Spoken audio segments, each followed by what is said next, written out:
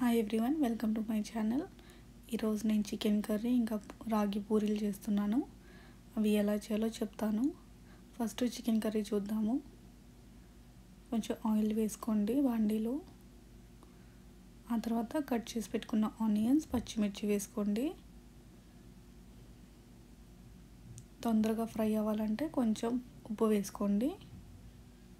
కొంచెం colour change అయ్యే వరకు ఫ్రై చేసుకోవాలి. ఇప్పుడు కొంచెం కలర్ చేంజ్ అయింది కదా, దీంట్లో చికెన్ వేసుకోండి. నేను చికెన్ వాష్ చేసేటప్పుడు కొంచెం పసుపు ఉప్పు వేసి వాష్ చేస్తాను. చికెన్ వేసుకున్న తర్వాత కొంచెం కలబెట్టుకోండి. ఇప్పుడు కొంచెం పసుపు వేసుకోవాలి, ఇంకా కొంచెం ఉప్పు, ఇవి రెండు వేసుకొని బాగా కలబెట్టుకోండి. దీంట్లో వాటర్ వస్తాయి కదా, ఆ వాటర్ మొత్తం పోయే వరకు కుక్ చేసుకోండి.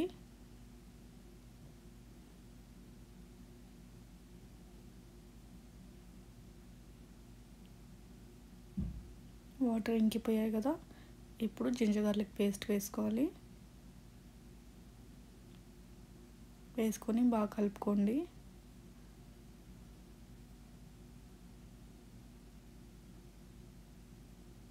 జింజర్ గార్లిక్ అంటే దాని పచ్చి స్మెల్ ఉంటుంది కదా, అది పోయే వరకు బాగా ఫ్రై చేసుకోండి.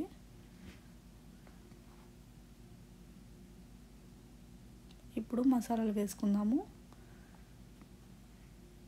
ఫస్ట్ చిల్లీ పౌడర్ వేసుకోవాలి, రెడ్ చిల్లీ పౌడర్.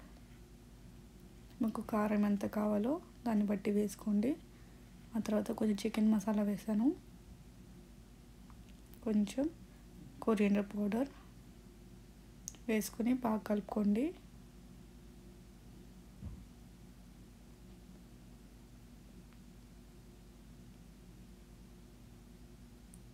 కొంచెం సేపు ఫ్రై చేసుకోండి. ఆ తర్వాత టొమాటో వేసుకోవాలి. వేసుకున్న తర్వాత బాగా కలబెట్టుకోండి.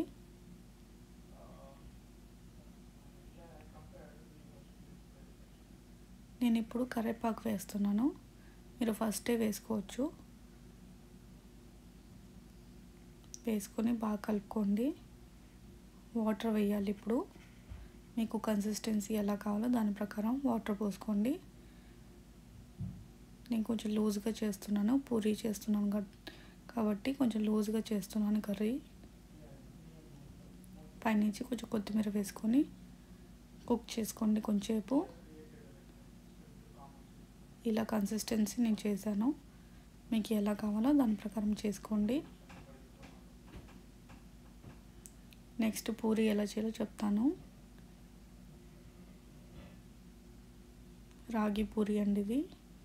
మనం గోధుమ పిండి, కొంచెం రాగి ఫ్లోర్ తీసుకున్నాను. రాగి పిండి వేసి కొంచెం ఉప్పు వేసి కలుపుకోండి. కొంచెం ఆయిల్ వేసి దీంట్లోనే ఎక్కువ గట్టిగా కాకుండా ఎక్కువ మెత్తగా కాకుండా మామూలుగా పూరీ పిండిలాగా కలుపుకోండి. ఇంకా పూరీలు చేసుకున్న తర్వాత ఆయిల్ హీట్ అయిన తర్వాత వేసుకోండి పూరీలు. ఇలానే చేసుకోండి పూరీలు. ఇంకా ఇవి బాగా వచ్చాయండి, మీరు కూడా ఒకసారి ట్రై చేయండి, మీకు నచ్చుతుంది. పూరీ చికెన్ కాంబినేషన్ చాలా బాగుంటుంది కదా, మీరు కూడా ఇలాగే చేసుకొని తినండి. మీకు ఎలా వచ్చిందో నాకు ఒకసారి చెప్పండి. Thank you for watching my channel.